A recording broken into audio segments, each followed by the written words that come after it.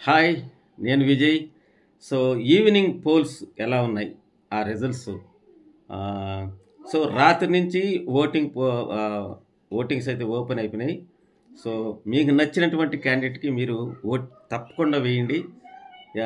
ఎందుకంటే మీకు నచ్చిన క్యాండిడేట్ నామినేషన్‌లో ఉన్న వాళ్ళలో మీరు వేయకపోతే వాళ్ళు ఎలిమినేట్ అయ్యే అవకాశం ఉంది. సో, దాన్ని మాత్రం మిస్ చేసుకోవద్దు. తప్పకుండా అందరూ కూడా హాట్‌స్టార్‌లో ఓటేయండి. అదేవిధంగా మిస్డ్ కాల్స్ కూడా ఇవ్వండి. ఇక మనం ఓటింగ్ పరంగా చూస్తే మన తెలుగు ప్రజలు ముఖ్యంగా సింపతికి బాగా పడిపోతారండి. ఇందులో అనుమానం లేదు.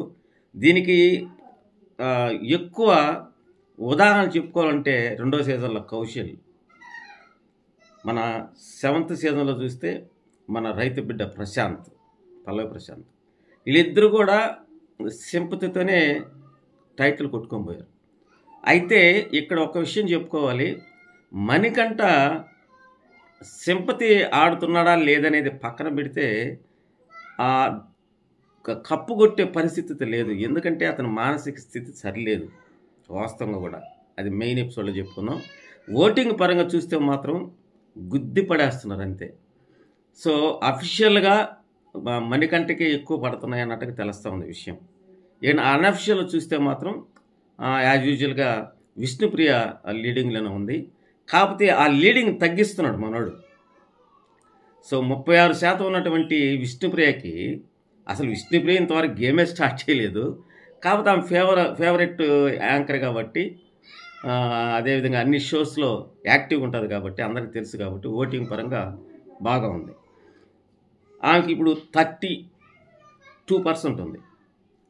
అదే మణికంఠ చూసుకుంటే వెనకనే స్పీడ్గా వచ్చేస్తున్నారు. ఇప్పుడు ఉదాహరణకు ఆమెకు ఒక 100 ఓట్లు పడేదానికి టైం తీసుకుంటే ఇతనికి 400 పడుతున్నాయి. ఆ టైంలో ఒక 5 నిమిషాల్లో ఆమెకు 100 పడ్డాయి అనుకో, ఇతనికి 400 పడుతున్నాయి.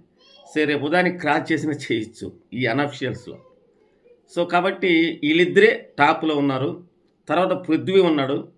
పృథ్వీ కొద్దిగా మెరుగయ్యాడు, 15%లో ఉన్నాడు. సో, వీళ్ళిద్దరు ముగ్గురికైతే డోకా లేదు.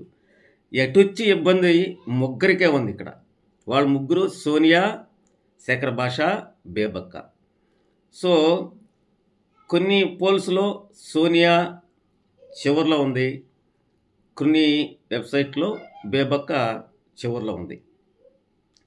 సో, వీళ్ళ ముగ్గురికి కూడా వేరియేషన్ పెద్దగా ఏమి లేదండి ఇక్కడ ఓట్లు.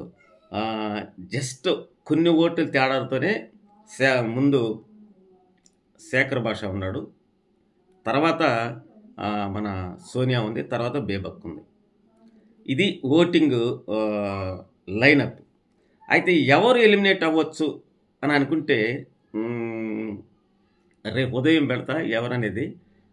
ఖచ్చితంగా సింపతితో గత సీజన్లతో పోలుస్తూ ఎవరు ఎలిమినేట్ కావచ్చు, నా గెస్ కరెక్ట్ అవుతుందని నేను అనుకుంటున్నా. ఎవరు ఎలిమినేట్ అవ్వచ్చు అనేది గత సీజన్లో ఆ సినారియో తీసుకొని ఖచ్చితంగా చెప్తాను.